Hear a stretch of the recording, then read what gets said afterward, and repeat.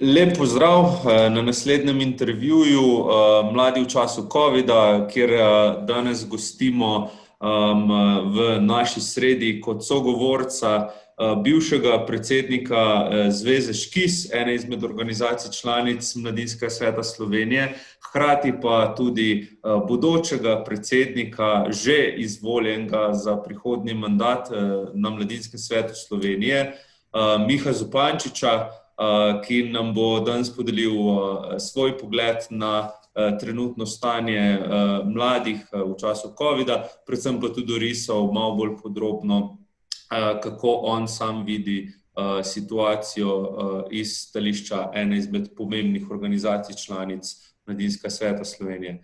Evo, Miha, začela sva.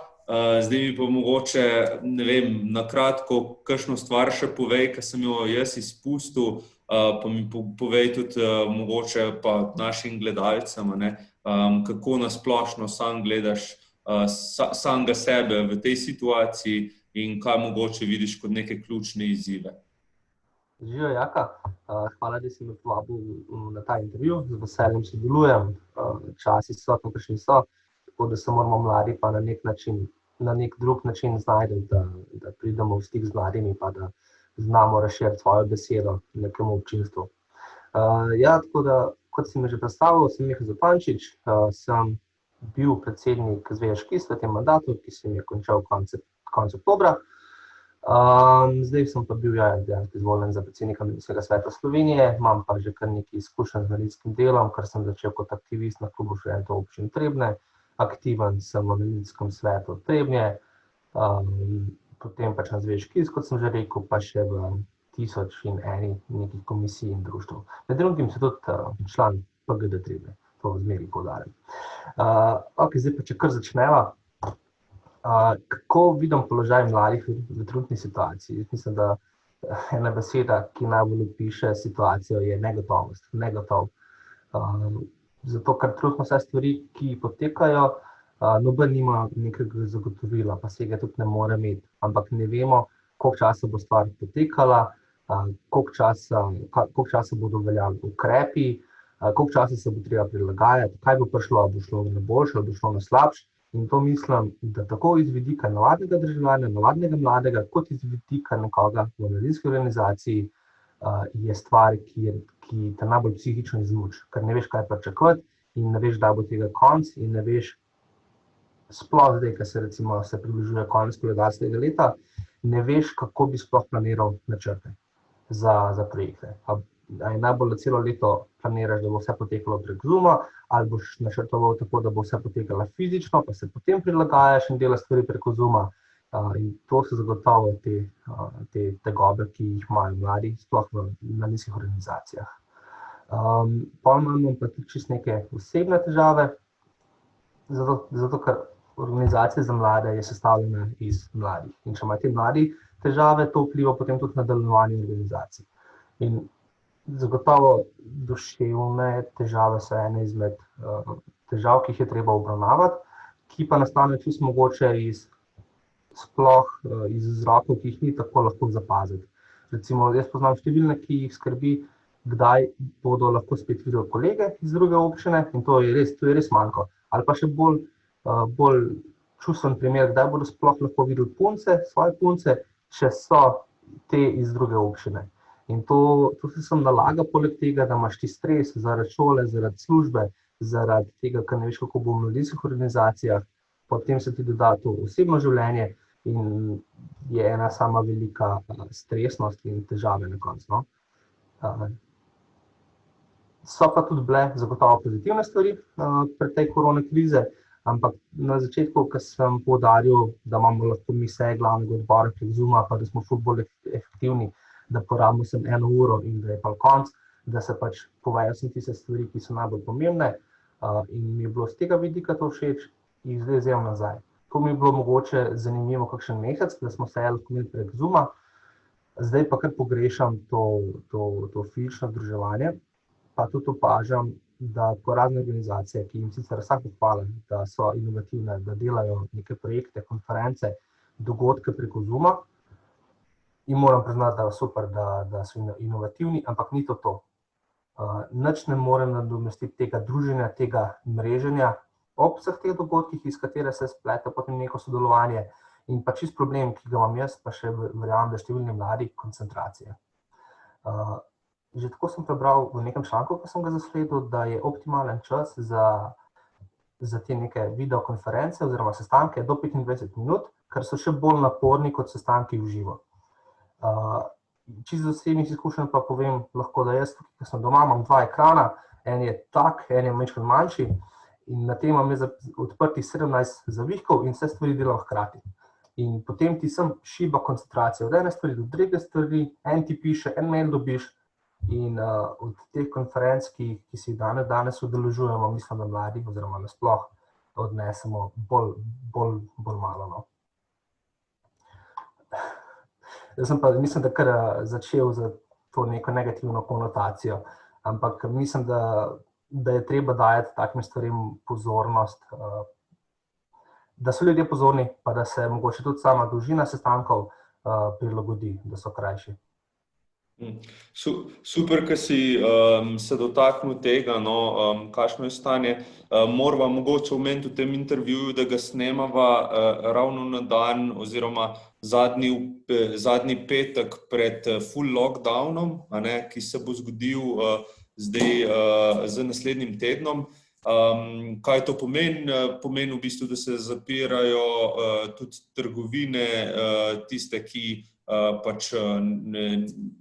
kjer se ne prodajajo živila oziroma nujne življenjske potrebščine, kar pomeni, da v bistvu tudi ne obratuje javni potniški promet in še ostale stvari, poleg tega združevanja, ki je omejeno zgolj na ožje družinske člane.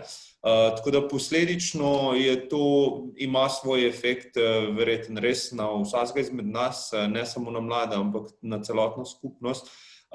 Zdaj, če se mogoče dotaknem tudi te raziskave, ki smo jo v bistvu ob prvem valu delali med več kot 700 mladimi, so poudarjali glih to, da niso imeli nekega svojega izhoda na svež zrak, to je bilo recimo 6% takih mladih oseb, pol 16% mladih od vseh vprašanih je reklo, da niso imeli svojega prostora pa miru, ko so mogli biti v bistvu doma. Eni so menili tudi to, da so se mogli iz kraja, v katerem so bivali večino časa zaradi zapiranja študentskih in dijaških domov, priti nazaj domov. Tako da, in seveda odsotnost javnega prometa je tudi na kar velik procent njih vplivala. Pa me sem zanima, zdaj v bistvu glede na to, da vidim, da ti verjetno sediš nekje v domači sobi in kot si rekel, imaš odprtih milijon enih zavihkov. Kaj po tvojem mnenju bi za nekega študenta to pomenilo na nek dolgi rok, če govorimo o tem, da bi taka situacija trajala 1 leto ali celo več kot 1 leto? Kaj po tvojem mnenju bi bili glavni rezultati tega? Saj izpostavila sva nekaj negativnih že, nekaj tudi pozitivnih, ampak kako to lahko vpliva na generacije študentov in kako v bistvu bojo oni dolgoročno gledano odnesli to krizo, po tvojem mnenju? Super vprašanje. Na začetku pa, da se še dotaknem vsega to, kar si povedal, kar so mladi izpostavili v tej anketi, jaz se kar najdem v tem, pač kar v ene pari stvareh. Jaz sem živel prej v Ljubljani nekaj časa in posledično zaradi korona krize, menjčkam zato, ker sicer nisem imel več toliko stvari za početi v Ljubljani, sestanki so se prestavili na internet in pa tudi menjčkam zaradi pomanjkanja samih sredstev, izpada prihodkov sem se preselil nazaj domov in to je soba, v kateri živim, diham, jem, delam, praktično vse v enem in mislim, da to ni najbolj zdravo, ker tudi nisi tako zelo produktiven, kot si lahko, če neko delo opravljaš v pisarni, kot pa v enem prostoru, kjer so vse te stvari združene. In isto se mi zdi, če pogremo potem naprej na študente, mislim, da imajo večina študentov, ki so zdaj doma, številne probleme zaradi tega. Poleg tega, začel bom s tem, da niso samostojni, da so še vedno nekje doma. Meni je bila zmeraj ena izmed večjih, oziroma bolj pozitivnih stvari to, da je študent šel v Ljubljano, ravno to, da je mogoče šel v študentski dom, da se je tam družil, da je tam spoznal prijatelje in da je postal samostojen, da se je naučil sam prati stvari, da se je naučil sam kuhati, da se je naučil živeti brez mami in očeta. To je bil pač nek tak mejnik, da je bil preskok, ki ga je dejansko študentsko življenje prineslo nezavedno sabo. Kakšne so pa te negativne posledice? Pa mislim, da so poleg tega še, jaz mislim, da bo pač nek upad znanja zagotovo. Ker, tako kot sem že rekel prej, ko si ti na nekih konferencah, sodeluješ na pogovorih, ful hitreje ti pade koncentracija, manj spremljaš, besede letijo mimo tebe, letijo mimo možganov, ne pridejo do možganov in vse to se pač pozna na koncu. Tukaj bi želel opozoriti še na kar par spet aspektov, ki mogoče se sploh ne opazijo, da jih ni. Ker si rečemo, vse študije, vse se bodo študentje naučili isto kot prej, predavanja so, ampak se pa pozablja, da imaš pa tukaj milijon nekih stvari, ki so nastale sploh nezavedno sami od sebe. Recimo jaz v času mojega študija največ zapiskov, največ izmenjave informacij, plonkcev, listov za vprašanje sem dobil takrat, ko smo čakali na predavanja, po predavanjih ali pa na kavi. Takrat smo prišli, se pogovarjali, kako je bilo na predavanju in pol je rekel, jaz imam pa ful dobre zapiske in pol smo si izmenjevali. In to je nastalo skoraj samo od sebe in zdaj tega ni in jaz mislim, da se bo tukaj pač poznali, ker tega ne bo, tudi v prihodnje. In pol iz tega spet, ker ne bo druženja, to pomeni, da že zdaj je naša družba drvela v neko smer samoizolacije oziroma asocialnosti, oziroma se je to naše druženje premaknilo zgolj na splet. Kar je okej, ker se lahko mi ohranimo slike, pa se družimo preko Facebooka, preko Instagrama in podobnih stvari, ampak mislim pa, da to druženje ni tako kvalitetno in ne more srečati življenje, kot je neko pristno druženje. In se bojim, da če bo ta situacija trajala še 1 leto ali pa 2, da bodo posledice bistveno bolj dolgoročne, pa tudi ne samo toliko pri študentih, ampak mogoče še pri tistih mlajših, recimo že v vrtec, osnovna šola, srednja šola, tisti so še bolj dovzetni, ker drugega sploh ne bodo poznali. In tam se bojim, da bodo potem te osebe, te učenci še bolj na telefonih, še bolj so na družbenih omrežjih in da ne bo več toliko stika z nekim realnim svetom. In vse te težave, ki imajo pač posledično zaradi študija, oziroma težave s študijem, koncentracija, ne bo druženja, se mi zdi, da bo tudi prišlo do upada tistih, ki bodo zaključili študij, oziroma potem tudi tistih, ki bi sploh šli na študij. Ker to, da greš študirati, to ima neke pluse, kot sem že povedal, študentsko življenje, da greš včasih tudi ven žurati, da se osamosvojiš, da spoznaš prijatelje, to so sami neki taki plusi, ki nastanejo ob študiju. In zdaj, če bodo, pa že ob vsem tem si imel študentske upadnike, ki niso dokončali študija. Zdaj se pa bojim, da se bodo vsem tem, pa da se bo število teh upadnikov še povečalo. To so nekako vse, to in še številne težave so, ki jih vidim za študente. Ok, super. Všeč mi je, da sva se tega dotaknila, ker veš, kaj mi je tako zanimivo, ker ko smo govorili dostikrat, ne vem, s kakšnimi faliranimi študenti, zakaj študija ne dokončajo, so dostikrat rekli, pa sej veliko stvari, ki jih jaz dejansko rabim pri zaposlitvi, lahko potem dobim preko spletno dostopnih izobraževanj, preko YouTubea se naučim kakšne stvari in tako naprej. A se ti zdi, da bo zdaj mogoče vrednost enega takega kontaktnega študija v fizični obliki vseeno v očeh, ne vem, različne mlade populacije, vsem bolj zrasla pa bila cenjena, kakor je bila pa mogoče prej, ko smo res včasih mislili, da se da vse te informacije, ki jih sicer delijo profesorji prek spleta dobiti. Vse te informacije lahko dobiš prek spleta, samo moraš biti res samo angažiran, sam se moraš zanimati. Ti pa manjka stvari, kot so to, da lahko potem s profesorjem še kakšno rečeš, postaviš dodatno vprašanja, tega na Zoomih dan skoraj ni. Oziroma je bistveno manj, kot je bilo včasih, ker pač tako je, ne vem točno zakaj, ampak zdaj pa kako bo, če bodo bolj cenili fizično druženje. Fizično učenje, ja, jaz mislim, da ja. Saj že zdaj to, kar si rekel, da si imel številne upadnike, ki so rekli, da si lahko to znanje za svoje delo pridobijo kje drugje, to je definitivno res. Ne sme se pa pozabiti, da kar je pomembno, je pač tudi to, da imaš ti certificirano potrdilo, da si to znanje pridobil. Mislim pa, da bo do tega potrdila težje priti online, kakor pa z nekim fizičnim učenjem. In me zanima, kakšni bodo procenti potem, ko se bo šolsko leto zaključevalo, in pa tudi, kakšne bodo povprečne ocene teh, ki študirajo preko spleta, napram tistim, ki so študirali fizično. Super. Okej. Hvala za ta odgovor.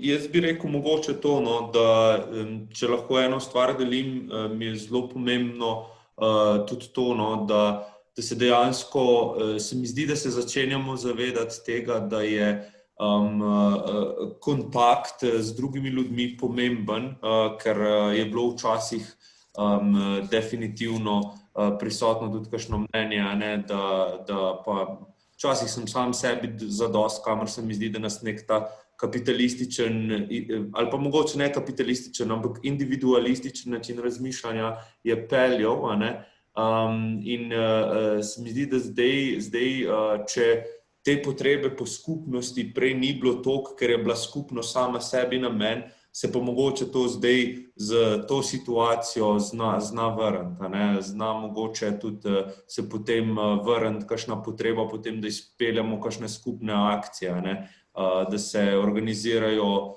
določeni skupnostni projekti, kjer se angažira čim več ljudi, In zdaj moje vprašanje na tem mestu bi pa bilo, kaj misliš, da se bo dogajalo z financiranjem takih skupnostnih projektov, kaj se bo dogajalo s financiranjem konec koncev tudi mladinskega sektorja po prenehanju te krize? Se pravi, govoriva o stanju, ko bo tega konec, na kakšen način bojo naši pristopi v mladinskem sektorju izgledali, ker so v vsakem primeru odvisni od financiranja. Kako ti vidiš te stvari za naprej? Za začetek sem dotaknil tega, kar si rekel, da upamo, tudi jaz upam, da bodo potem ljudje po koroni, ko se bodo situacije umirile, da si bodo ljudje želeli druženja in da bomo lahko takrat res naredili veliko skupnih projektov.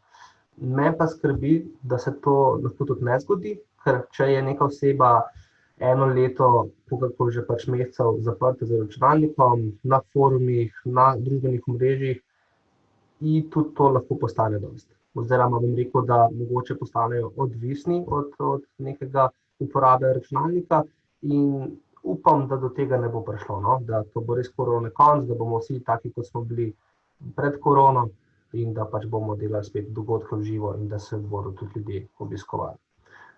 Še ena stvar, ki jo jaz pogrešam zdaj v teh druženjih, oziroma da je vse online, ful težje mi je voditi neke filozofske debate.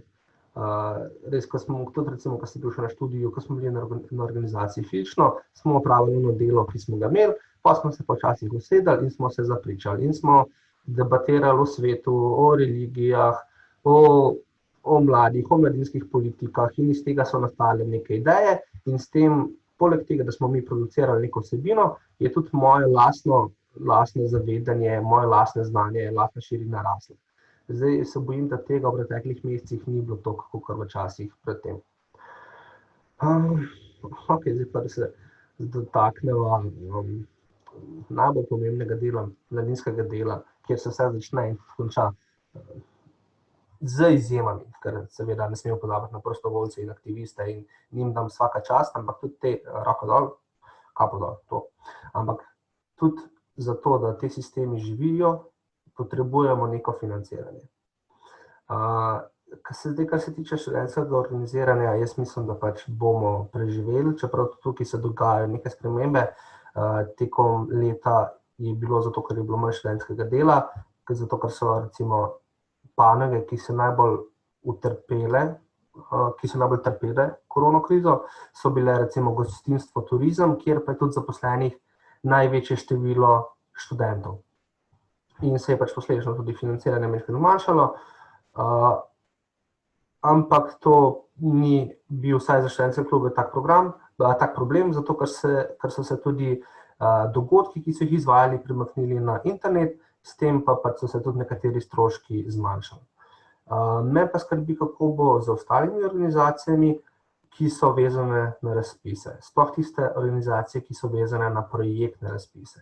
Še enkrat več se je pokazalo, da mladinski sektor v Sloveniji potrebuje neko integralno financiranje oziroma neko financiranje rednega dela.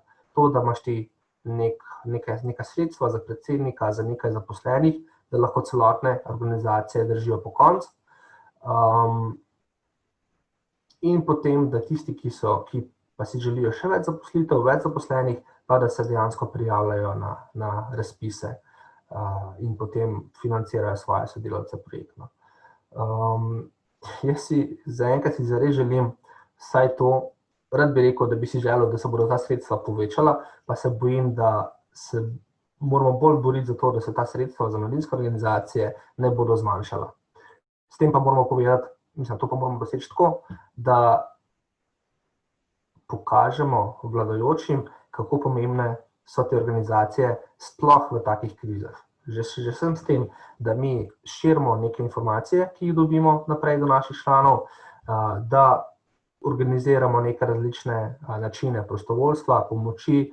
Recimo študentski klubi so se ful odzvali v prvem valu, ko je civilna zaščita iskala prostovoljce za pomoč starejšim, so številni študentski klubi naredili razpise, poiskali svoje člane, šli pomagati. In tukaj imam pa, to je ful dobro, imam pa občutek, da bi nas lahko država še majčkeno bolj izkoristila. To, če bi se oni lotili tega, da bi nam še podelili še majčkeno več pristojnosti oziroma nam še majčkeno več zaupali, mislim, da bi lahko mladinska organizacija in organizacije za mlade pokazale, kako zelo pomembne smo lahko v teh časih. To, da bi nas neko ministrstvo zbolnilo na kup, nam dalo neke zadolžitve, mogoče tudi posledično neka večja sredstva, ali pa pač, da bi se letos ukvarjali pač s temi projekti, namesto drugo vsebino, ki smo imeli v preteklosti, jaz mislim, da bi lahko res pokazali, koliko močni smo. Ker tudi mladinsko organiziranje v Sloveniji je tako razpršeno, tako razvejano, da pokrivamo res veliko število ljudi. In tudi tukaj mogoče apeliram na vladajoče, da še vedno je to opcija, da izkoristijo mladinski sektor. Ker brez veze je graditi neke organizacije, če jih potem ne znaš izkoristiti, ker sem prepričan, da bi lahko si ful pomagali med sebojno, no. Zdi se mi, da si izpostavil dve zelo pomembni stvari tekom celotnega intervjuja. Ta zadnja, se pravi, dajmo mlade izkoristiti, če nudijo neko energijo, željo za pomagati, zakaj ne bi to naredili, ne? In moramo tukaj poudariti, da sigurno tisti mladi, ki so prostovoljci, bolničarji v Rdečem križu, na primer, so dobili tudi priložnost, da zdaj pomagajo v tej povečani obolevnosti in so v podporo zdravstvenim delavcem. Verjamem, da če se je situacija slabšala, lahko pride do aktivacije še več drugih ljudi in dejstvo je, da imamo v različnih organizacijah znanje in izkušnje za to, da pomagamo reševati krize. Če pogledava čisto situacijo, ki se je zgodila okrog leta 2015, se pravi konec leta 2015, začetek leta 2016, je bilo zelo veliko mladih, ki so pomagali reševati begunsko problematiko s takimi in drugačnimi ukrepi, rokami konec koncev prostovoljcev, ne. In kar se mi zdi tukaj, pa še druga stvar, ki je zelo pomembna, ki se pa majčkeno prej že omenil, je pa tudi to, da mi mladi smo v tem času tisti, ki se, ne glede na to, kaj se govori o nas, držimo ukrepov v večji meri ali pa mogoče v večji meri kot ostali del prebivalstva. In se mi zdi, da nas večkrat medijsko izpostavljajo kot tiste, ki smo največji problem za okužbe. To je bil en tak mit, ki se mi zdi, da ga lahko mi vsi ovržemo, pa me zanima tudi tvoje osebno mnenje še o takšnem pogledu na mlade. Kaj ti o tem misliš? Jaz mislim, da se mlade vse prevečkrat pljuva, pa se govori, mislim, tako, kot so za milenijce govorili, da smo neprimerni kandidati za službo nekaj časa, da imamo svoje poglede na svet, da se ne sprijaznimo z minimalno plačo in z nekim izkoriščanjem. Jaz mislim, da je bilo to pretirano in neresnično. Mladi smo posebni, mladi smo različni od starejših generacij, ampak mislim, da pa z mladimi ni nič narobe. Mogoče ne znajo vsi ravnati z mladimi, ker tega pa ne moramo zanikati, da se je pa zgodil medgeneracijski preskok in da mogoče nimajo vsi sposobnosti, da bi mlade še tako usmerjali, kot so recimo svojo generacijo. Druge načine, druge spodbude, druge motivatorje je treba najti. Pa če mogoče se dotaknem še to, da so mlade res krivili za to, da so prinašali oziroma bili oni raznašalci COVID-a, jaz mislim, da nič kaj bolj kot vsi ostali. Pa mislim, da so, vsaj z mladimi, ki se jaz pogovarjam, ki je nek svoj krog, če dalje večkrat se mi zdi, da je treba pojasnjevati, da vsaka oseba, vsak posameznik ima nek svoj krog, svoj balonček ljudi, ampak moj balonček ljudi se mi zdi, da se je precej dobro držal teh omejitev, da smo imeli seje v skladu z omejitvami, da smo imeli maske, da smo skrbeli za minimalni razmak razkužila. In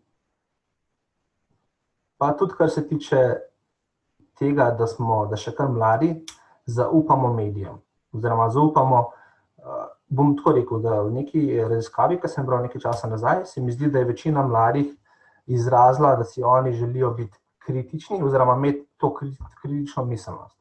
In mi vemo, da če preberemo na nekemu mediju, da so maske v redu, pa da so to potrdili strokovnjaki, pa da vsem priporočajo, da se maske nosijo, in pa preberemo na XY strani, da so pa maske pa slabe, pa da nič ne pomagajo, da imamo vsem to kritične miselnosti v glavi, da tudi preverimo vere, pa da vidimo, kdo se s tem strinja, kaj prav stroka, da si pogledamo še več verov in pa lahko si nekatero in si mnenje ustvarimo sami.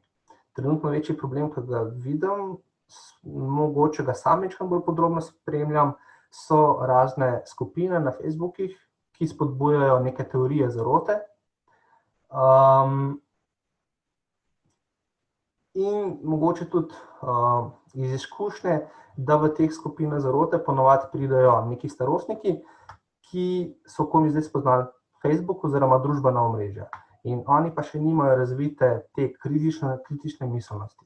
Jaz sem na Facebooku praktično prisoten od 2008 ali 2009, se pravi skoraj od začetka. Zdaj so pa na družbena omrežja začeli prihajati starejši, ki pa ne vejo, da ni vse, kar vidijo na internetu, da ni res. Pa da tudi, če ti ena oseba, ki ima lepo sliko, prijatelje, objave, nekaj napiše, nekaj pove, da mu ni vsega za verjeti. In se mi zdi, da bodo tukaj mladi koristni še za eno drugo stvar, to, da bomo našim staršem, pa mogoče tudi starim staršem povedali, kako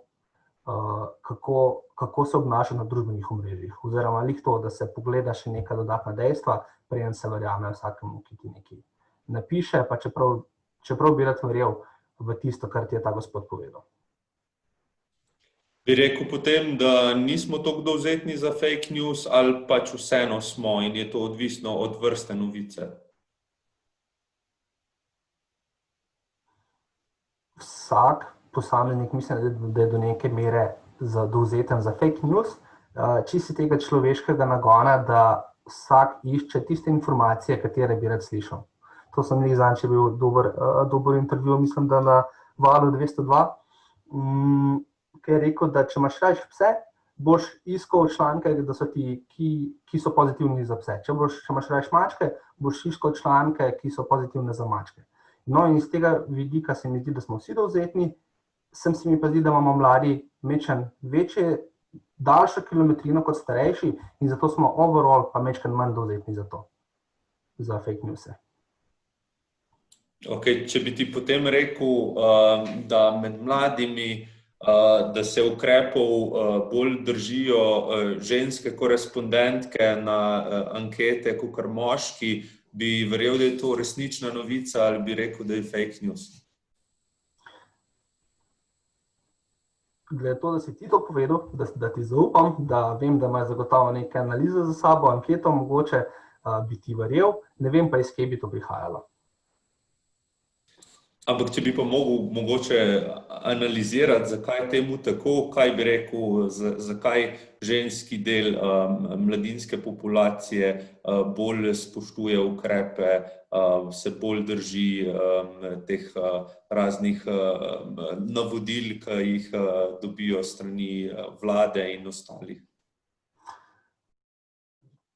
To je zdaj zelo dobra debata, ker po mojem bi se lahko vzela kar nekaj časa, da bi debatirala, pa tudi jaz bi mogel razmisliti. Čisto prva asociacija, ki mi pride na pamet, je, da mogoče smo fantje oziroma moški v tej dobi že tako ali tako malo bolj razposajeni, tudi če pogledamo recimo osebne izkušnje, izostanek od šole, potem, kako se lepo rečejo, besede na P, ki jih počneš, stvari, ki jih ušpičeš, se mi zdi, da so ponovadi bili moški, vsaj v srednjih šolah, ponovadi tisti, ki so jih počeli, ne toliko ženske, da nasploh ženske veljajo za majčkeno bolj pridne kot pa moški. Zakaj pa temu tako, ne vem, pa to je bilo čisto moja prva asociacija, mogoče bi se dalo to še bolj podrobno analizirati in zagotovo bi se dalo. Kar se mi zdi, pa še tukaj zelo pomembno, kako bi si tudi želel, da se ta situacija izboljša, se pravi, komu verjeti, komu zaupati. Bi si želel to, da bi se v prvi meri zaupanje v vlado in državne organe povečalo. Recimo, s kolegi smo dostikrat načeli temo, kako je mogoče, da recimo primerjali smo mogoče severnejše države proti bolj južnim državam. Kako so države, kot je Švedska, lahko izdale zgolj opozorilo oziroma priporočila v smislu, ne se preveč zadrževati skupaj, imejte razmak, spoštujte nek personal space in to so ljudje spoštovali. Niso rabili imeti nekih sankcij, nekih določenih detaljnih ukrepov, ker pri nas, če se pa zgodi, da vlada da nek zakon, odlok, pravila, pa večina Slovencev, vsaj teh, ki jih jaz poznam, pa mogoče tudi sam, imam to vzgojeno v genih, ali kako bi temu rekel, takoj začnemo iskati luknje, kako se tega ne bi držali. Kako bi prišli naokoli, kako bi našli kakšno zvijačo, da bi vseeno lahko šel njim občine, pa čeprav ne rabim iti, oziroma v drugo občino, in to mi je fascinantno. Kdaj se je zgodil v zgodovini tak preskok, da smo Slovenci nehali zaupati naši lastni vladi, našim lastnim politikom, ki jih izvolimo, našim vladajočim. Mislim, da je tukaj stvar večdelna in zagotovo bi lahko navadni državljani bolj zaupali nekim informacijam, ko dobimo, se mi pa zdi, da bi lahko tudi vladajoči naredili kar majčkeno več, da bi dali vtis, da so zaupanja vredni.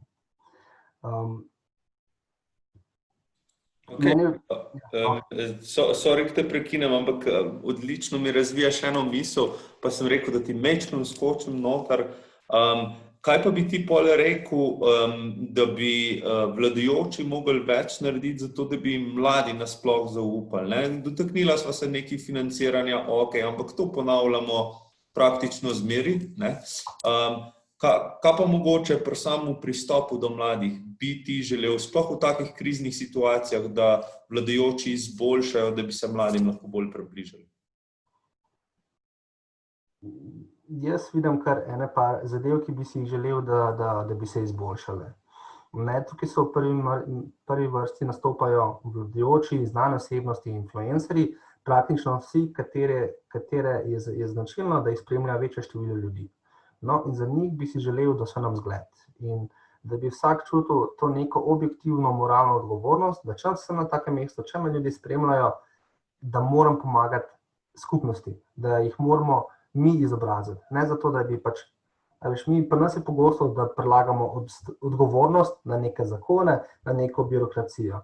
In si rečemo, ne, jaz pa tega nam delu, ker mi zakon tega ne pove, oziroma ne določa. In potem še hujša stvar, ki jo vidim, pa sem jo zapazil tudi pri vladajočih, da tudi če ti zakon, če ti nek poslovnik nekaj pove, da moraš delati, in če ni predvidena sankcija, gladko lahko prekršijo, ker se pač ni predpišena sankcija, nimajo one moralne obveze, in to se mi zdi glavno, no? To, da bi imel nek vzor. Ker se mi zdi, da se je v preteklosti, pa bližnji preteklosti dostikrat zgodilo, da so sami vladajoči ali pa neke druge osebe naredile ravno take stvari, da so prekršili nekaj, kar moralno ne bi smeli, ampak samo zato, ker ni bilo predvidenih sankcij, ali pa so našli luknje, kako se izogniti tem sankcijam, so to naredili. In to se mi zdi, da daje res slab zgled, tako za mlade nasploh, kot mlade v raznih organizacijah, ker pač tudi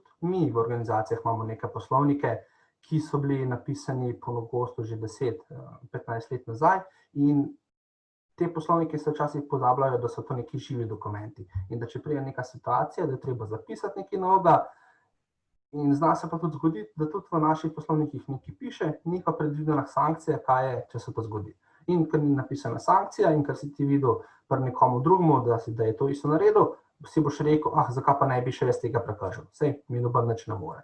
No, kar sem hotel povedati tiste zgodbe, je, da se vsaj vladajoči medijske osebnosti, influencerji, zavedajo te moralne odgovornosti, da moramo vsi skupaj vzgajati naše svoje ljudi. Ok, super. To je bil en tak lep nasvet. Upam, da naju bo, ko bo intervju objavljen, tudi kdo od odločevalcev oziroma teh influencerjev, kakor jim ti praviš, tudi poslušal in slišal te besede.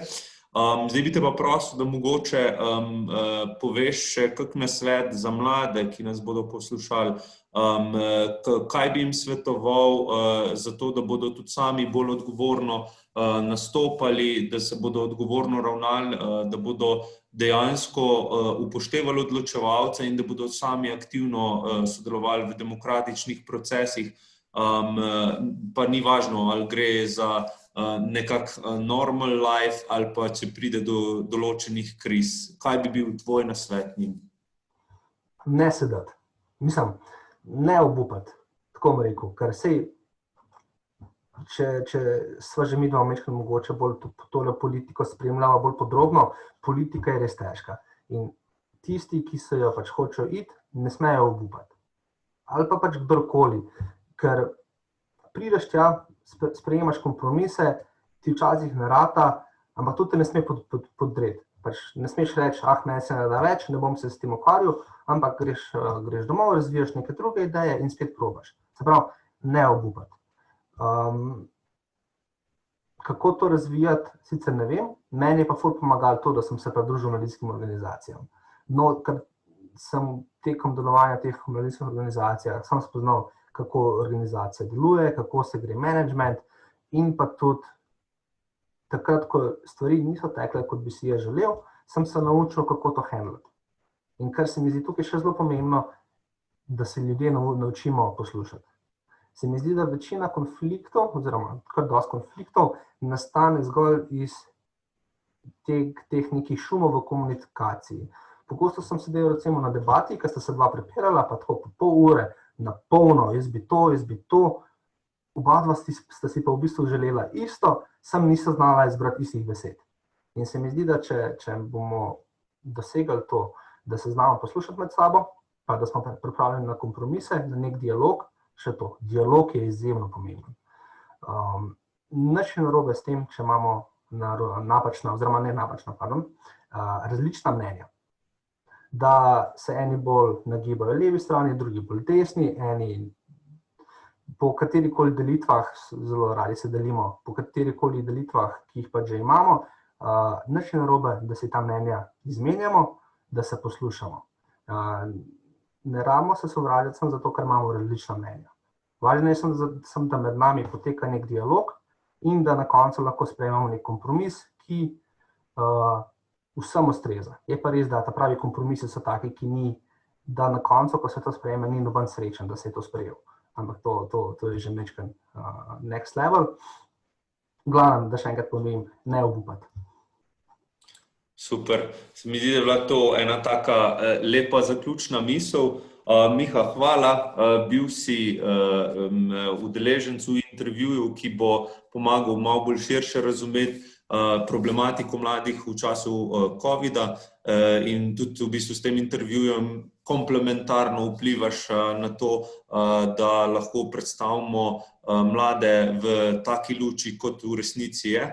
Tako da hvala ti za tvoj čas, hvala ti za to, ker se boš tudi odgovorno lotil vloge tistega, ki bo gradil ta dialog, ki si ga omenil, se pravi, prevzel boš vlogo predsednika Mladinskega sveta Slovenije za naslednji mandat. Tako da jaz ti želim tule veliko uspehov, veliko sreče, predvsem pa hvala, ker si pripravljen debatirati o problematiki mladih in hvala ti, ker v bistvu razvijaš tudi zelo dober pogled na to, kje so neki ključni mejniki, kje so neki ključni izzivi, zato da lahko ustvarjamo z mladimi lepši svet in gradimo boljšo prihodnost za našo državo oziroma za naše skupnosti. Hvala, tudi tebi, Jaka. Obljubim, da se bom potrudil po mojih najboljših močeh in da se z gledalci, če nas spremljate, da se bomo, upam, da bo tega konca tudi osebno videli, ker res point mladinskega dela je tudi druženje, spoznavanje, mreženje.